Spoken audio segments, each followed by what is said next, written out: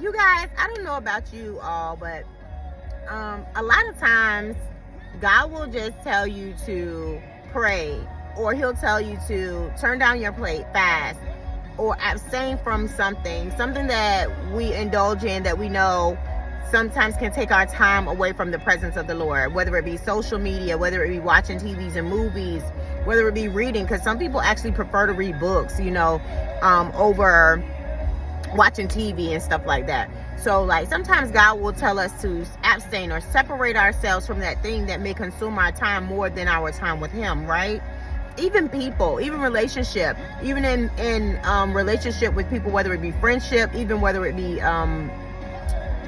passionate relationship, marriage, whatever it is, God will sometimes call us away to himself, because he is a very jealous God. He does not want anything before him. That's not even where I want to go with this, but what I wanted to say is when God calls us to a place of fasting and prayer, expect attack, right?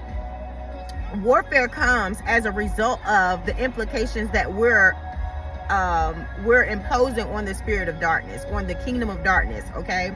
We've upset the kingdom of darkness when we've decided to take a stand against it and go to God in prayer and seeking his face and reading our word. So we have to be very, very conscious and aware of the fact that after that separation, after that sacrifice, after that commitment is made, after we make that covenant with God and we actually stick to it and follow the plan and the path that God has set before us, it's definitely going to be some sort of opposition or attack that will follow that thing. Okay? So I want to go ahead and reference scripture. I'll go to first Deuteronomy 20:4. Lord, this the ESV. Y'all already know. Y'all can read it in whatever version that you have.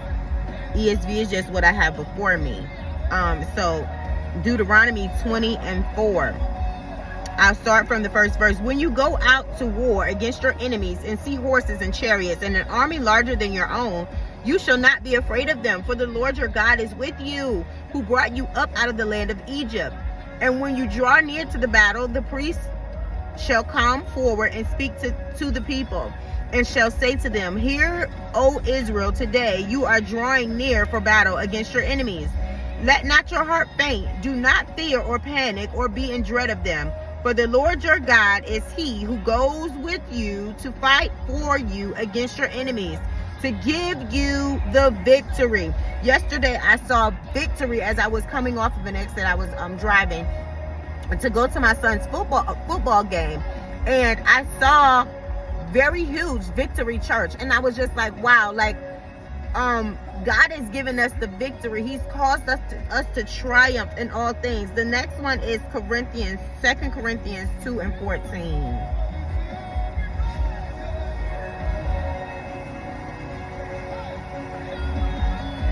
Second Corinthians 2:14, and it says,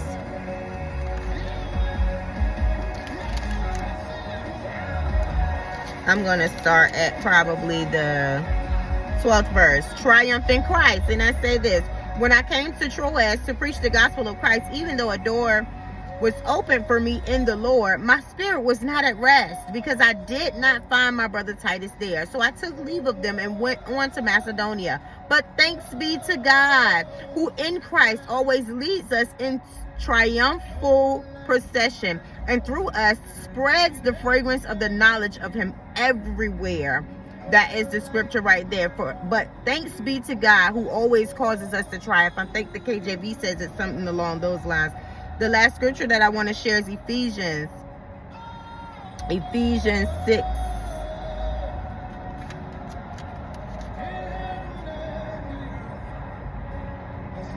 Oh, sorry, I went the wrong way. Ephesians 6, 10 through